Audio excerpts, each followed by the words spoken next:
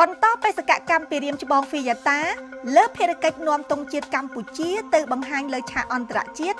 ផតស្រីពីមិនភ្លេចរំលេចផ្សព្វផ្សាយនៅអត្តសញ្ញាណនៃដួងព្រលឹងជាតិខ្មែរ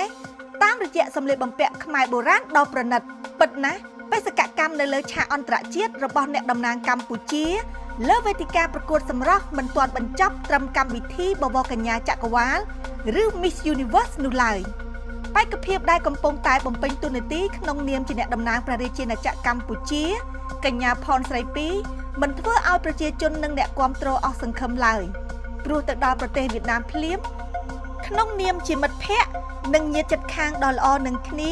ស្រីពីបានសស័កសស្រាំចូលរួមក្នុងកិច្ចការងារសប្បុរសធម៌ដើម្បីជួយទៅដល់ប្រជាជនវៀតណាម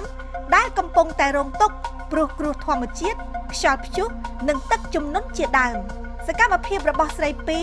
ក្នុងនាមជា Miss Cosmo តំណាងព្រះរាជាណាចក្រកម្ពុជាគឺពិតជាបានជួយលើកស្ទួយមុខមាត់កម្ពុជាដែលមានអ្នកតំណាងមានភាពរហ័សរហួននិងឆ្លាតឆ្លៀសវៃថែមទាំងបានបង្ហាញពីសន្តានចិត្តដ៏ល្អប្រពៃនៃពលរដ្ឋកម្ពុជាដែលមិនត្រឹមតែស្អាតឆ្លាតថែមទាំងមានបេះដូងល្អបរិសុទ្ធថែមទៀតក្រៅពីសកម្មភាពខាងលើស្រីពីក៏មិនភ្លេចរំលេចឲ្យអន្តរជាតិបានឃើញបានស្គាល់អ្វីដែលជាសម្លៀកបំពាក់បុរាណនិងជាអត្តសញ្ញាណជាតិខ្មែរកុំឲ្យបរទេសចេះតែយល់ច្រឡំថាជារបស់ផ្ទះលេខ2ទាំងដែលការពិតនោះម្ចាស់ដើមនៃឫសគល់សិល្បៈវប្បធម៌ពិតប្រាកដគឺព្រះរាជាណាចក្រកម្ពុជាដោយស្រីពីបានចែករំលែកនៅរូបថតគ្រងឈុតបុរាណខ្មែរដោយភ្ជាប់ខ្លឹមសារថាពន្លឺព្រលឹងនៃវប្បធម៌ខ្មែរស្បែកធំ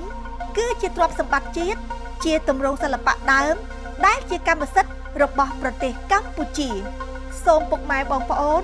កុំភ្លេចចូលរួមលើកកម្លាំងចិត្តសម្រាប់កញ្ញាផនស្រីពីនៅលើឆាកប្រកួត Miss Cosmo នាប្រទេសវៀតណាមឲ្យបានគ្រប់គ្នា